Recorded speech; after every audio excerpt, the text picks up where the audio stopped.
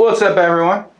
Dave from Corso here with my special guests for this new Sepasoft Solved series. Hey, John. John, where are you from? Here. John is from Southern the Holiday Inn California. Express. And Alex from Corso.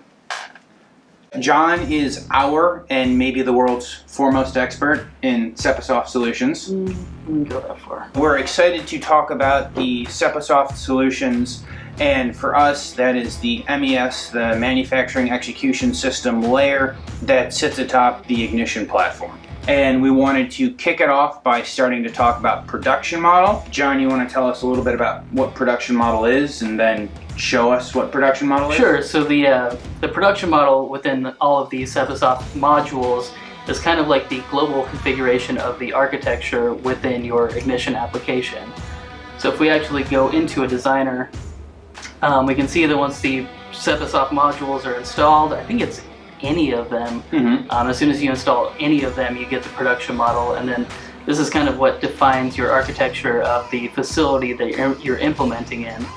So ultimately, this is just one of our demo servers, but we'll see right here that the first node here is actually the enterprise itself. So we call this one Corso HQ in this demo. And then in this case, just underneath that, you get a site. The site happens to be California because that's where I'm from. That's where I built this. So we have California as the site, and then underneath that node, you're going to get different areas. So you can have multiple sites, multiple areas. I think licensing changes for how many sites you have. Yes. But then underneath sites, you can have unlimited nodes of areas and lines.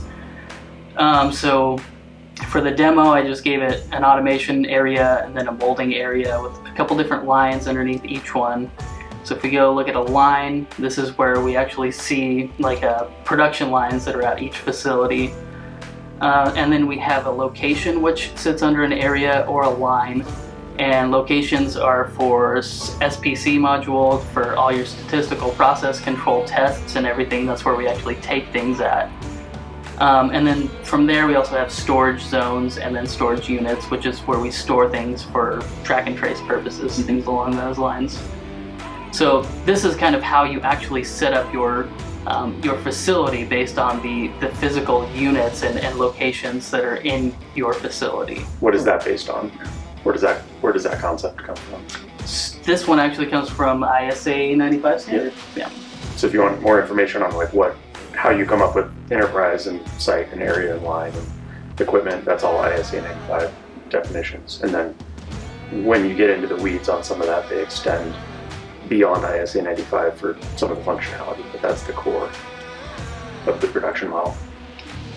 Yes, definitely. That's kind of the overview of production model, and then everything else that we're going to talk about is built on top of the production model. So stay tuned for the next episode of Sepasoft Solved when we talk about the OEE downtime scheduling module. Wave to the people, John. See you guys later. Bye. Bye. See, was it that bad? Terrible. Okay.